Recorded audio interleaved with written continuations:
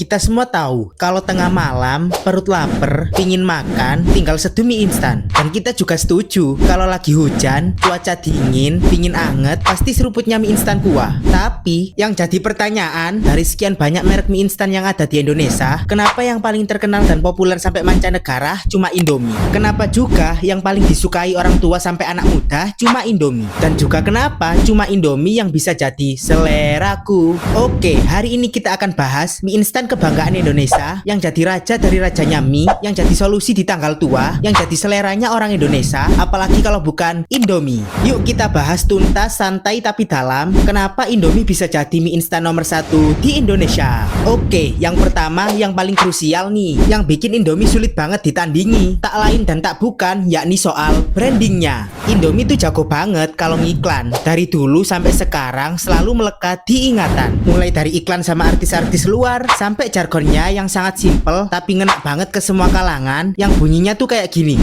Indomie seleraku.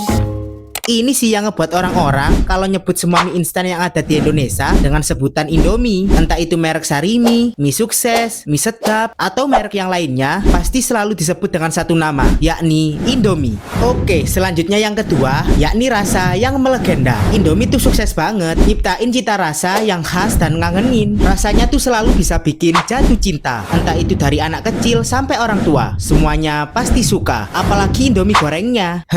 Pas banget deh di lidah orang Indonesia. Next yang ketiga, gak kalah penting nih, yakni inovasi dan varian rasa. Indomie tuh rajin banget inovasi. Dari tahun ke tahun selalu ciptain rasa baru, dan varian rasanya tuh banyak banget loh. Nih aku tunjukin ya.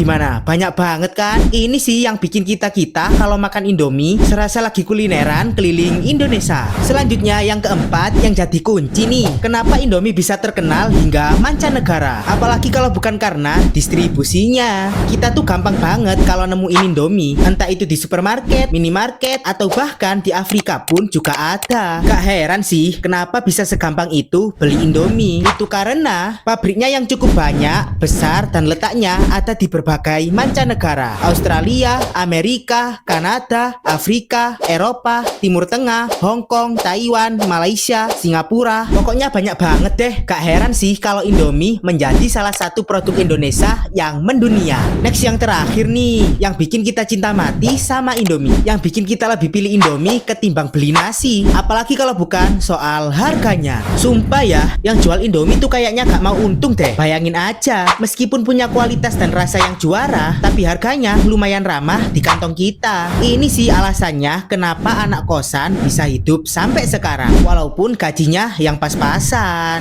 Oke, jadi kesimpulannya, kenapa Indomie bisa selaris, sepopuler, seterkenal itu? Ya apalagi kalau bukan karena harganya yang murah, rasanya yang enak, inovasi tiada henti, iklannya yang jitu, dan yang pasti selalu ada di mana-mana. Kalau menurut kalian gimana? Atau ada jawaban lain nih? Kenapa Indomie bisa sesukses itu? Silahkan komen ya. Jangan lupa like kalau suka sama kontennya, subscribe kalau gak keberatan, dan ditunggu ya video selanjutnya. Thanks for watching and see you next time.